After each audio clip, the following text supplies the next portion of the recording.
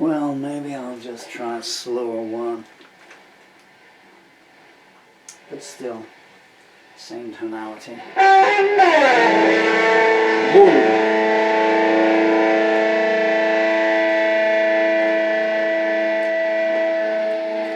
One thing's for sure, the strings did not survive that last thrash out.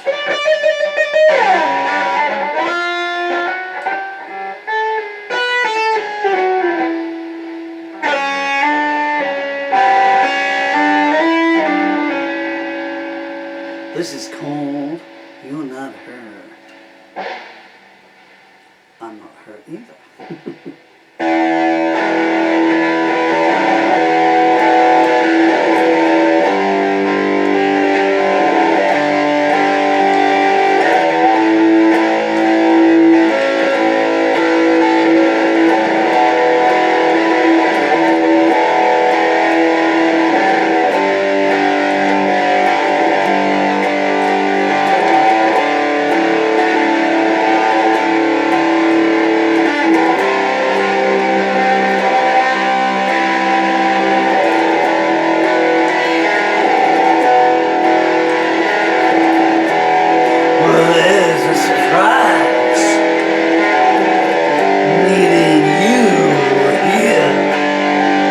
I should have known by the shadows you were near, sauntering round with your new bow.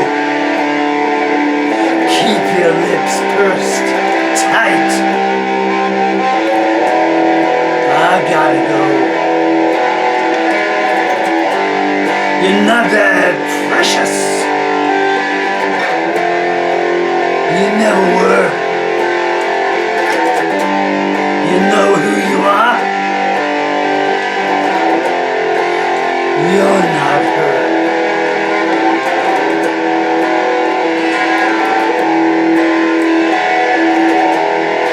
You raise a brow.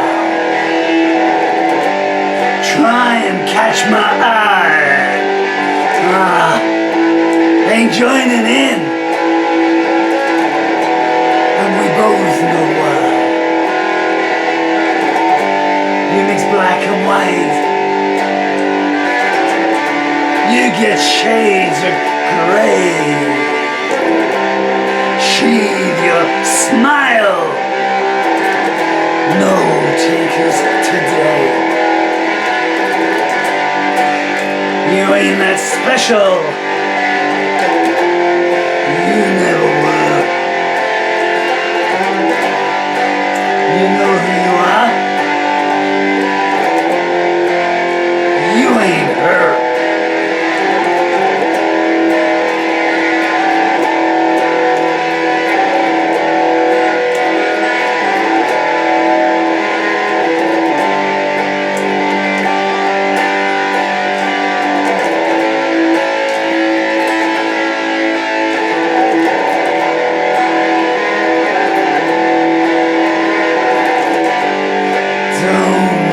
To me,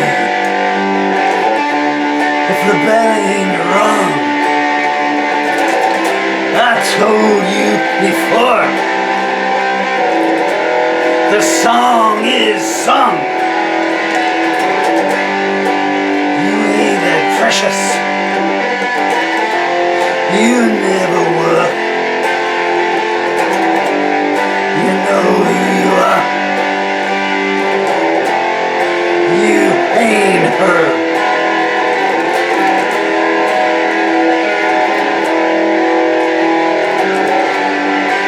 You ain't that precious. Oh, you never were. You know who you are. You ain't her.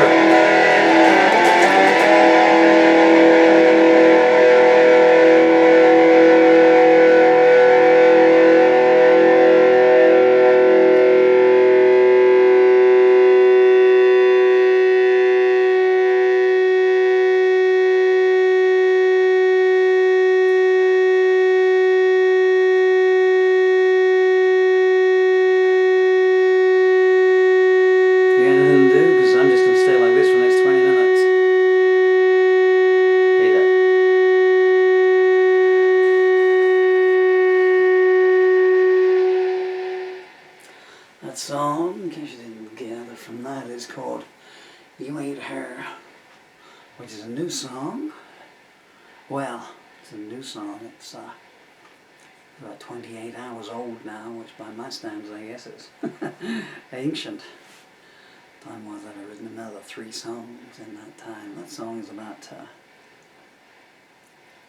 you know, I'm generally pretty gallant when it comes to breakups and stuff, you know. And, even if I'm in the wronged party, I'm not really sure why. At 62 years old, you'd think I'd have figured it out, but you know, I guess if you spend your formative years being told you're to blame for everything, you know, it's just your go-to kind of thing. It didn't make any difference to me, really, you know. In hindsight, you know, I write more songs about people I knew 20 years ago than people I met 20 minutes ago. But sometimes you let the pot boil over on purpose, you know. And that is one of those ones there. It was precipitated by bumping into someone yesterday, which was unfortunate for them because I was driving and they were pedestrian. That's not a true story. Unfortunately, you know. And you say it was an accident, Mr. Murphy. Oh, yes, sir, it was definitely an accident. But you then reversed over 4 times. Well, I wasn't sure what the bump was, Your Honour. Well, what about the screams? Well, I've been practicing them, Your Honour. Yes, it's true. I'm very good at them now. They come in handy when I go to the dentist. I've sentenced you to 20 years of being an Irishman. Well, thank you, Your Honour. It's a great pleasure. I'm not going to tell you what the punchline of that was because it was going to get a bit nasty. Somewhere down the line, I hope my children see this. Any Irishman that grew up in England in the 60s, you'll know what the punchline was, yeah? People always asking me actually about my accent. I mean, the Irish accent, it still does come to the fore normally when I'm blasting out one of my angry songs and everything, you know. I remember watching a live football match, one of the finals. As a team I was invested in was in it. And my son, my daughter was, I know, Emily, if you're watching this, you were maybe like a year old, so Dylan, I guess you'd have been 2.5, you know. And we're sitting here and I'm watching the football, you know. Daddy's trying to watch the football. Can we just turn off all the bubbly noises in it? But anyway, you know, I didn't mind that too much, you know. Oh, no.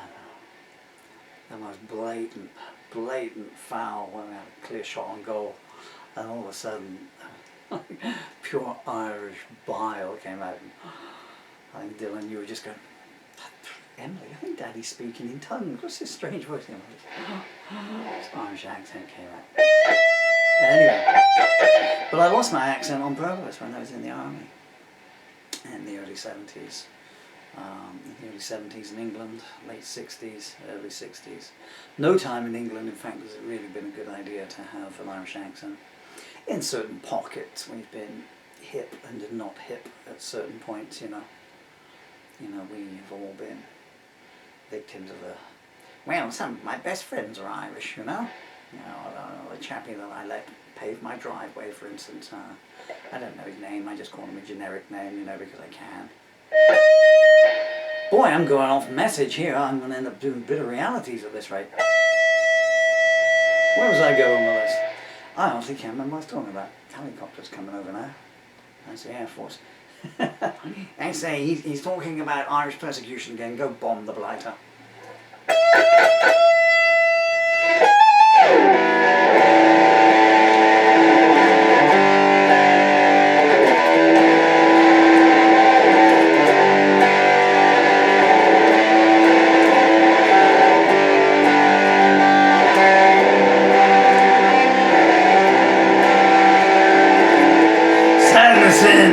An angel's eyes, hatred in her racist lies, and the politicians who are quick to despise the broken without the strength to rise from the dysfunctional clay foundation jungle of society.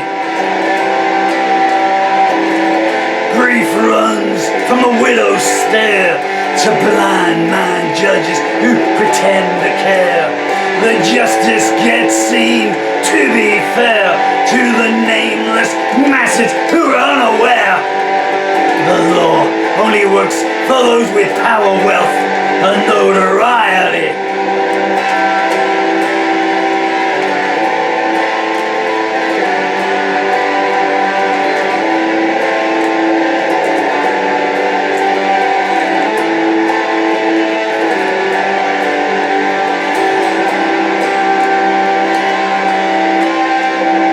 Silence plays a major part, pulling lovers far apart and handing bigotry a clear head start in spreading anger in unloved hearts, and misogyny and self-loathing punctuate each sentence. The rules are written down in dust, in misspelled words that spread mistrust, enforced by people so unjust, corrupted by sin and wild-eyed lust, who bask in pleasure and spit in the face of repentance.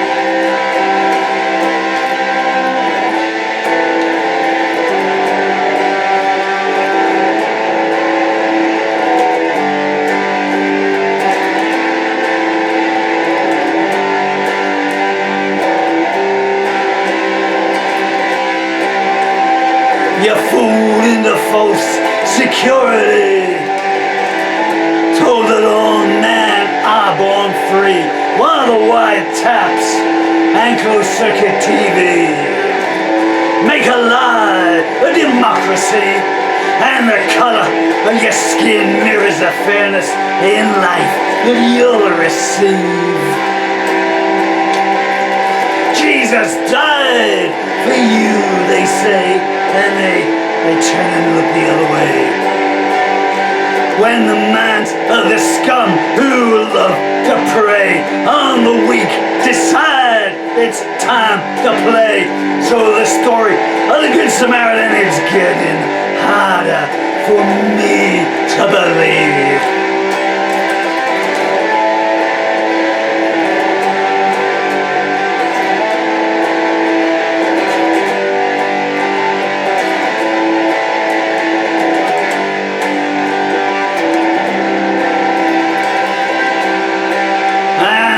Bad news everywhere that you look, pornography in every book, and the churches are full of blue-eyed crooks who long ago forsook the ways of God for the short-term pleasures of the flesh.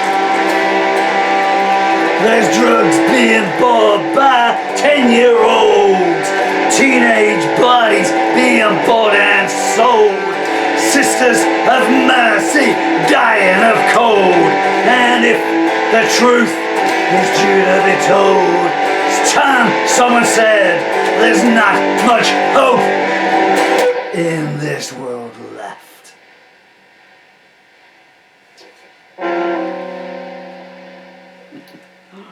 Okay, so that was a version of Bitter Realities. There's the Crown theme.